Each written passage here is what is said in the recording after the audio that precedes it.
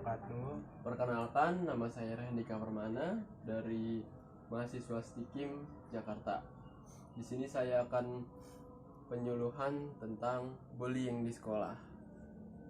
Temanya ialah penanganan dan sikap remaja atas bullying di lingkungan sekolah. Pengertiannya ialah pengertian kekerasan atau bullying. Kekerasan adalah segala tindakan yang cenderung menyakiti orang lain, berbentuk agresi fisik, agresi verbal, kemarahan atau permusuhan. Yang kedua ialah perilaku agresif yang dilakukan berulang-ulang oleh seorang atau sekelompok siswa yang memiliki kekuasaan terhadap siswa atau siswi lain yang lebih lemah dengan tujuan menyakiti orang tersebut. Faktor-faktor penyebab kekerasan di dunia pendidikan ialah dari guru, dari siswa, dari keluarga, pola asuh, orang tua mengalami masalah psikologi, keluarga disfungsional, dan dari lingkungan sendiri. Tipe-tipe kekerasan: satu, ada fisik.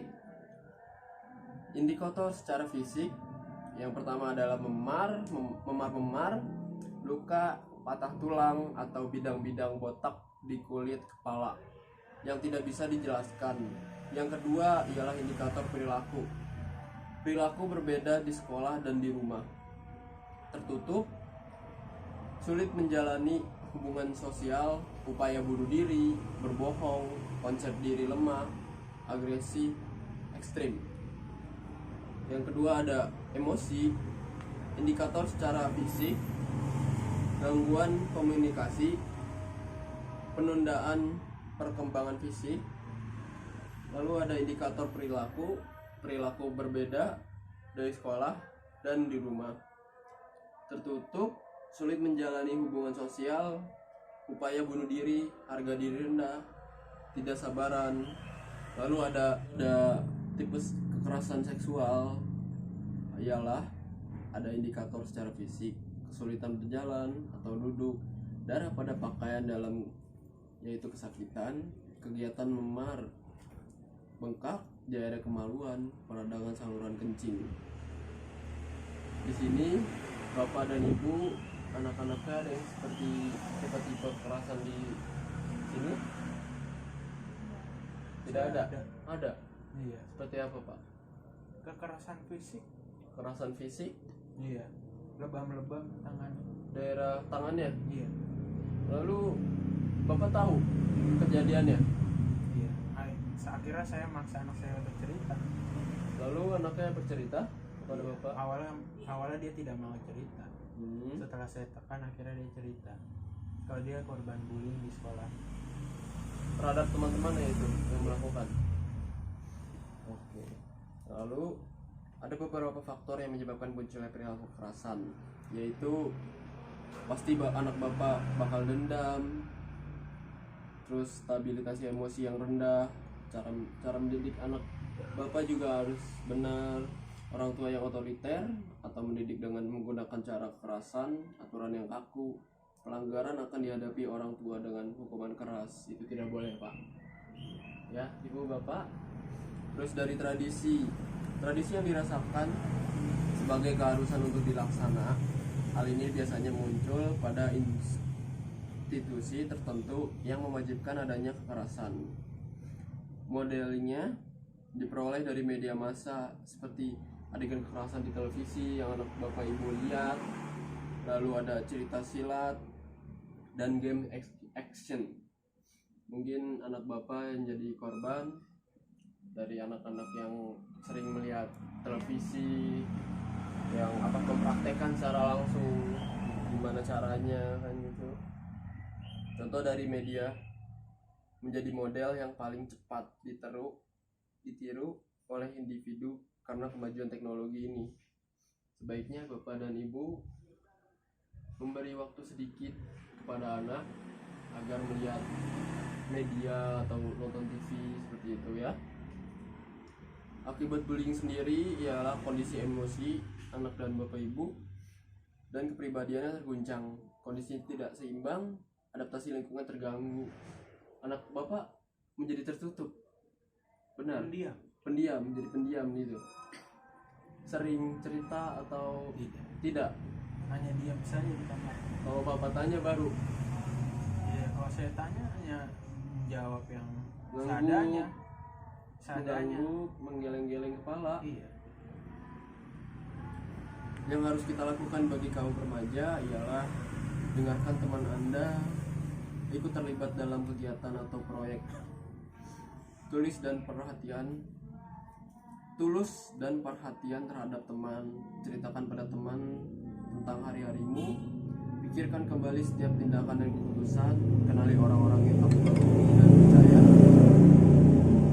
gunakan cara yang jauh dari kekerasan untuk memenangkan argumen, ucapkan terima kasih, berkumpullah bersama keluarga setidaknya sekali seminggu. Anak bapak itu dan ibu sering berkumpul setiap minggu atau sering rekreasi seperti itu? Oh tidak. Tidak. Bapak kerja? Saya kerja. Ibu? Pulang malam. Saya tidak kerja. Pantas saja. Dan dari presentasi atau penyuluhan yang saya lakukan, apakah ada pertanyaan? Ya saya ingin bertanya terkait masalah tadi yang saya ceritakan. Ya anak saya korban bullying. Ya anak saya berpikir mungkin kalau saya sekolahkan dia silat, dia bisa ngelawan. Jadi dia tidak akan jadi korban bullying lagi. Gimana, apakah cara saya sebagai orang tua sudah benar saya melakukan itu? Sebenarnya begini Pak, kalau Bapak menyekolahkan anak Bapak silat seperti itu bagus memang untuk membela dirinya dari kejahatan.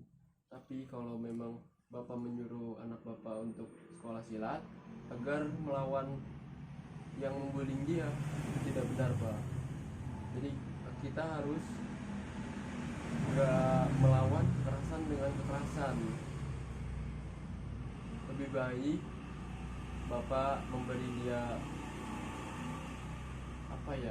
dia nasihat, lebih baik sabar, lebih baik menghindari teman-teman yang seperti itu. Ya tapi kan di posisi di sini anak saya korban.